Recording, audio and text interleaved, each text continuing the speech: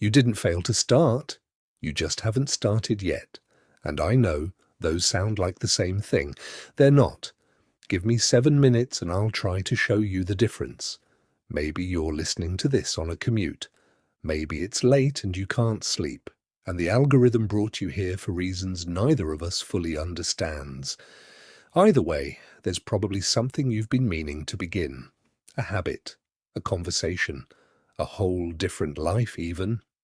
Okay, let's talk about it. Part 1. The Myth of the Perfect Start.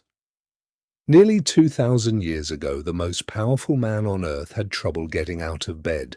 That's not a metaphor. Marcus Aurelius, Emperor of Rome, armies waiting on his word, kept a private journal, and in it he wrote a note to himself. In the morning, when you rise unwillingly, let this thought be present. I am rising to do the work of a human being. He wasn't writing that for us. He never knew we'd read it. He wrote it because some mornings, even for an emperor, the bed was winning. And I find that oddly comforting, because we keep imagining beginnings as these grand doorways. January 1st, Monday morning, the day after things finally settle down. Spoiler, things don't settle down. They never have.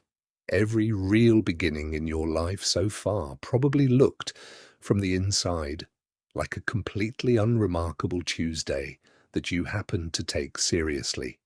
The right moment isn't coming. It's here, wearing ordinary clothes, hoping you'll recognize it. Part 2. The Size of the First Step.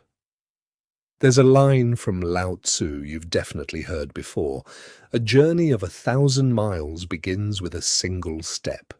You've seen it on a mug, maybe a poster in a waiting room somewhere. And we nod at it.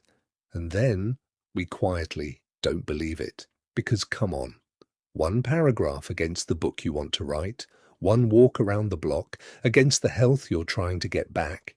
It feels almost insulting how small it is. But here's what I missed for years about that line. He's not saying the first step is small. He's saying the step is the journey, the whole thing. 1,000 miles doesn't exist anywhere except inside single steps. There's no other container for it. The distance you're so intimidated by is mostly made of beginnings you postponed. So, make the step smaller. No, smaller than that. Make it so small it's embarrassing. So small that skipping it takes more effort than doing it. Your mind doesn't really trust plans, it trusts motion. Part 3. The days that didn't go well. Right, but what about yesterday, the streak you broke, the promise you made yourself in January that quietly died by March? What do we do with those?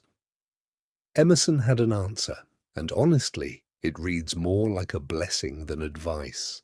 Finish each day and be done with it. You have done what you could. Some blunders and absurdities no doubt crept in. Forget them as soon as you can. Tomorrow is a new day. Begin it well and serenely. Serenely. Not fueled by guilt, not with punishment dressed up as discipline, and we've all done that, the brutal Monday diet after the bad weekend. Emerson's point is simpler and kinder. Yesterday already happened. Carrying it into today is carrying weight. The journey never asked you to carry. Starting again doesn't mean pretending the past didn't happen. It just means the past doesn't get a vote anymore. A candle doesn't apologize for all the hours it stood unlit. It just burns. Now. EDULUMOUS. Unlock your mind.